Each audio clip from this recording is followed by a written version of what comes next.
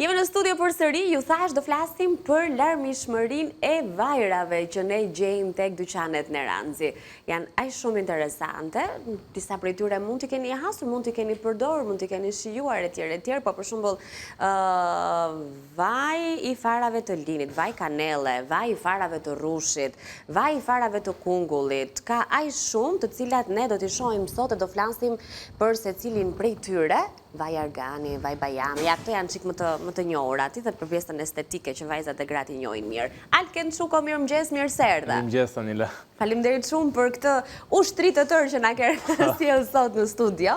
Janë të bukura me këto shishet e vogla, edhe ngjajnë këndshëm edhe në atë ambientin e shtëpisë ku mund t'i vendosim, edhe pse duhet të qëndrojnë në ambiente të mbyllura, me sa di unë, të mbyllurat e errta. Është edhe paketimi i ri që ne kemi sjellë në linj, që janë shishet e errta dhe të izoluara nga oksidimi i ajrit në këtë lloj forme, pra me atë shiritin sigurisë, por edhe larmishmëria dhe gama e gjëra produkteve që ne Ranzi ofron. Pra në linjën e atyre temave që ne po realizojmë kohët e fundit, pra produkte aziatike, produkte të kripura, produkte të ëmbla dhe vajrat.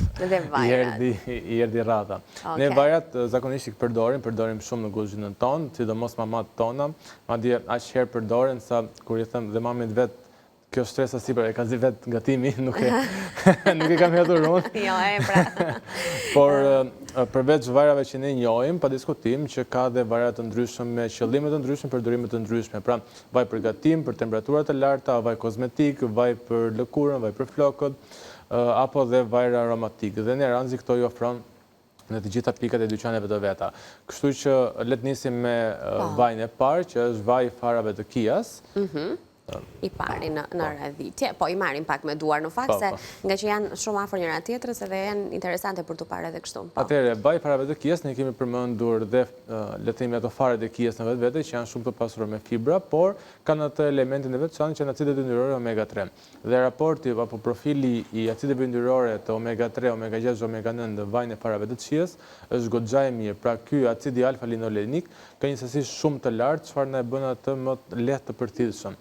Por duhet të kemi parasysh që sasi të larta të këtij pa diskutim që duhet të përthithet. Pra jo vetëm ti marrim, por çështja se si ti përthithim, sepse realisht një fraksion shumë i vogël i acideve yndyrore omega 3, siç është alfa-linoliku, mund të konvertohet në EPA dhe DHA, që janë acidi eikosapentaenoik dhe docosahexaenoik, që janë përgjegjës dhe për ndërtimin le të themi e membranave të neuroneve tona, por edhe për mirëmbajtjen e sistemit tonë nervor, duke qenë se edhe pjesa më e madhe e trurit tonë është përbërë nga këto acide, docosahexaenoik dhe eikosapentaenoik. Kështu që sasi të larta të këtyre omega 3 na le të themi japin më tepër mundësi për të bërë këtë konvertim. Dhe nga pikpamja e përdorimit të tij ndihmon shumë në problemet kardiovaskulare, pra duke ulur kolesterolin, duke përmirësuar qarkullimin e gjakut, duke përmirësuar le të themi në mënyrë indirekte edhe problemet me tretjen, por nga ana tjetër stimulon edhe termogjenezën. E çuditshme në fakt që të mendosh që vaj që ka shumë kalori, stimulon termogjenezën, por duke konsumuar këto profilin e acideve yndyrore omega 3 dhe omega 9, atëherë ne japim mundësi dhe metabolizmit tonë për të bërë procesin e konvertimit të yndyrnave në energji, çfarë është ajo e nevojshme për të realizuar. Vaj i radhës për të farat e linit. Farat e linit. Një lloj dhe si vaj i farave të Kias, është shumë i pasur me profilin e acideve yndyrore omega 3, por ka një sasi shumë të ulët të acideve yndyrore omega 6. Duket atëherë të shpjegojmë, ne themi gjithmonë omega 3, omega 6, omega 9, po çfarë janë këto omegat? Janë praktikisht le të themi disa vargje të këtyre acideve yndyrore omega, të cilat në varësi të grupit funksionor marrin dhe emrin omega 3, omega 6 apo omega 9. Pra ku ndodhet ai degëzimi i lidhjes dyfishe apo lidhjeve të pangopura, çfarë i bën të shëndetshme, marrin dhe emërtimin përkatës. E kuptoj. Por jo të gjitha janë të shëndetshme, patjetër që janë shumë të vyera dhe të rëndësishme për ne, por omega 6 në momentin e konsumimit të sasive të larta, atëherë ai bëhet le të themi një inhibitor, një pengues i konvertimit të këtyre omega 3, që është acidi alfa-linolenik, i cili konvertohet në EPA dhe DHA. Pra, edhe paranteza e vajt të ullirit që unë njëherë kemi diskutuar, kemi thënë, ok, vaj ullirit është i shëndetshëm, por jo sasi të larta të tij, sepse vaj ullirit ka sasi të larta acidit yndyror omega 6.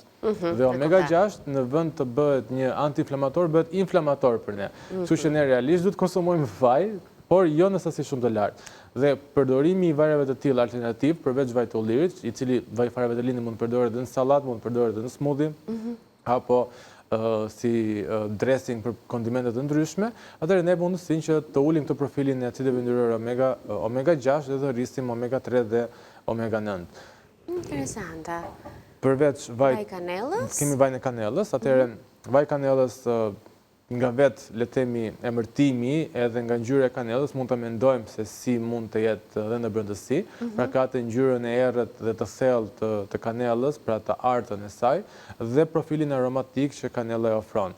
Një lloj dhe siç vetë shkopi kanellës apo pluri kanellës ofron vlerat ushqyese, përveç profilit ngjyror, sepse ky është një vaj në funditës, por ofron dhe disa antiinflamatorë specifik, por disa komponentë të cilat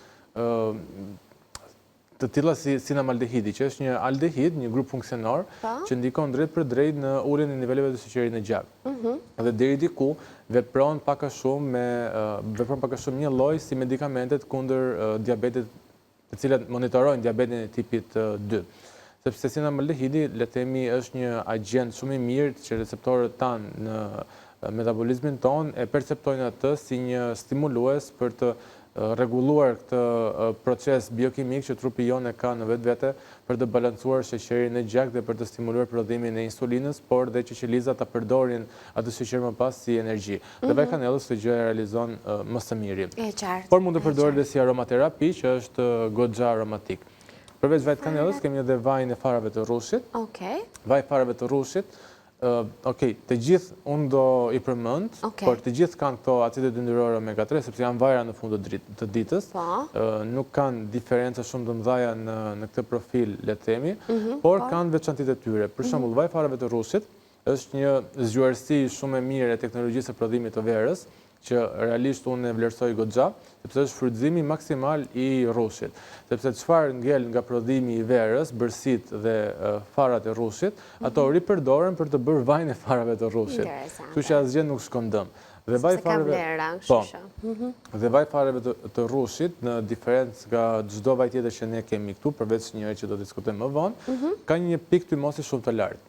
Ne gatuajmë zakonisht në shtëpi, përdorim vaj lule dielli, përdorim vaj ulliri, por nuk është më idealja, sepse të dyja këto, vaj lule dielli pikë më të lartë të tymosjes, por vaj ulliri sidomos ka një pikë tymosje shumë të ulët, pra afër 160-150 gradë Celsius. Ndërsa vaj farave të rrushit mund të durojë temperatura deri në 200-220 gradë Celsius. Çfarë bën atë shumë ideal ndaj pikës së tymosjes dhe ndaj pengesës së formimit të radikaleve të lira. Në momentin kur ne gatuajmë dhe kalojmë të pikë tymosje të vajit ullirit që formohet tymi dhe kemi atë aromën mbytëse, praktikisht i kemi dhënë fund atij vaj, kemi formuar radikale të lira, të cilat janë dhe kancerogjene në fund ditës. Pra janë këto gjërat e vogla që ne i bëjmë hera herës, ditë pas dite, që dhe nuk i kuptojmë, por që mund të shkaktojmë dëm metabolizmit ton. Dhe përdorimi i vajrave të tillë siç është vaji i rrushit na eliminon, le të themi, këtë gjë, duke na siguruar një jetë më të shëndetshme. Një shëndet më të mirë. Vaj i farave të kungullit. Kungulli. Atëherë kungulli është shumë interesant dhe madje një nga le të themi më popullorët që besoj shumica e meshkujve i njohin. Në ngjyrën e tij ai është shumë i thellë, mund të ketë edhe një nuancë pak si kuqarem për shkak të karotenoideve, që janë komponime shumë të fuqishme antioksidante dhe antiinflamatore, por në profilin e vet ai është një mrekullibërës për sa i përket shëndetit urinar dhe prostatës tek meshkujt. Prandaj përmendej që është shumë i njohur në botën e meshkujve, duke qenë se shumica e meshkujve pas një moshe të caktuar shfaqin probleme me traktin urinar dhe me prostatën sidomos. Vaji i farave të kungullit, duke pasur këto elementet antiinflamatorë dhe specifik polifenol antioksidant, le të themi vepron në një mënyrë si një kundërveprim tek inflamacioni i prostatës, por gjithashtu edhe tek shëndeti i traktit urinar. Kështu që përdorimi është dhe shumë i thjeshtë, një lugë kafe apo një lugë gjelle maksimumi ditor, nëpër sallatë, madje edhe në sallatën me domate që ne bëjmë zakonisht në shtëpi, në vend të vajit të ullirit mund të hedhim dhe vajin e farave të kungullit. Ka një profil aromatik akoma më të mirë, një shije akoma më të lezetshme dhe bën, le të themi, mrekulli në thonjza në rastin e prostatës.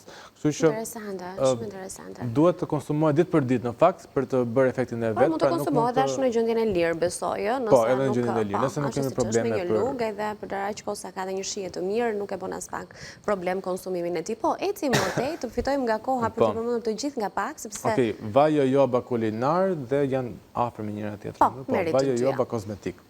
Atëherë janë dy vajra shumë të veçanta. Vaj jojoba në fakt nuk do ta konsideroja si vaj, ne e emërtojmë vaj, por ndryshe nga të gjithë homologët e vet, ai është një ester dylli. Dhe prandaj është paksa i trash dhe nuk është aq vajor apo fluid. Ndryshe nga vaj olim, vaj luledielli, vaj ulliri, vaj kikiriku e kështu me radhë. Dhe vaj jojoba, duke qenë se është një ester, ka një parafërsi shumë të afërt me lëkurën tonë.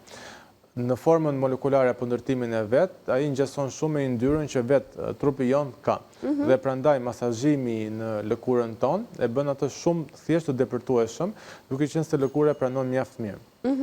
Dhe vaj jojoba siguron njëkohësisht hidratim, siguron përmirësimin e elasticitetit të lëkurës, përmirëson prodhimin e kolagjenit nga lëkura jon, duke qenë se dhe masazhimi dhe depërtimi i lejon mundësi receptorëve për dhe qelizave tona të gjenerojnë më tepër kolagjen në momentin kur mosha është për ta prodhuar kolagjenin, sepse kujdesi nis nga fillimi, nuk nis në momentet e fundit, por njëkohësisht siguron dhe një shëndet shumë të mirë për flokët tonë. Pra dhe në kujdesin e flokëve tonë. Ne në të gjitha pikat e dyqaneve të Neranxhi Organic Market e sjellim vajin jojoba në dy formate, në vaj jojoba për përdorim kulinar dhe në vaj jojoba për përdorim kozmetik. Janë të përcaktuara fare mirë në etiketën, po. Vaj jojoba zakonisht ka për qëllim dhe është i destinuar vetëm për përdorim kozmetik, por trajtimet të tilla dhe të pasueshme si ç'është pjekja e fareve të jojobës e bën atë dhe të përshtatshme për gatim, duke na le të themi bërë një efekt edhe nga jashtë dhe nga brenda. Okej, le të marrim të dyja domethënë. Edhe merremi me lëkurën edhe me flokët me pjesën e shiritit roz. Në fund të ditës bukuria nis nga brenda, kështu që le të bëjmë të dyja tjetër vendas, pse jo? Por aq kosta ekzistojnë tani, nëse i ke pak larg më thuaj të ndihmoj, nëse jo ti mbaj unë. Vetëm duhet të marrim parasysh që do t'i themi të gjitha brenda kohës që kemi. Vaj arre dhe vaj kastori, këto ka munduar ti më thuaj. Perfekte. Vaj arrës ka profilin e vet aromatik që është shumë i rëndësishëm dhe një lloj siç dhe vet arra ka formën e trurit, ai është shumë i pasur me acidet alfa-linolenik dhe ka një profil shumë të lartë në fakt të acideve yndyrore omega 3, por dhe antioksidant shumë perfekt për të stimuluar metabolizmin tonë.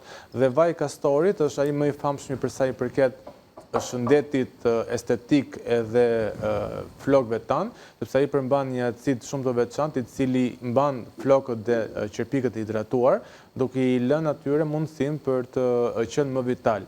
Nuk bën mrekulli për sa i përket rimbjelljes apo daljes së folikulave të reja të flokëve, por ama është një trajtues shumë i mirë dhe mirëmbajtës shumë i mirë i tyre për t'i dhënë mundësi që të rivitalizohen.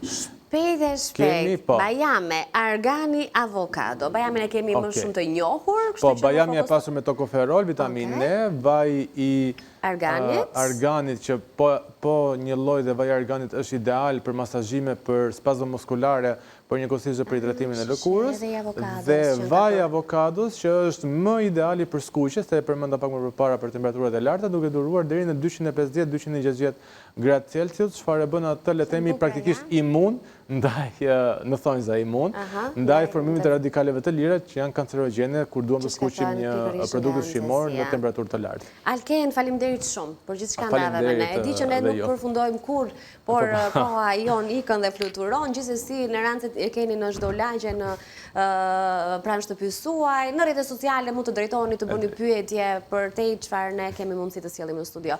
Faleminderit, uroj një ditë të mbarë në vazhdim. Faleminderit. Dhe tani shkojmë në publicitetin e radhës, kthehemi me të ftuarin në fundit për sot.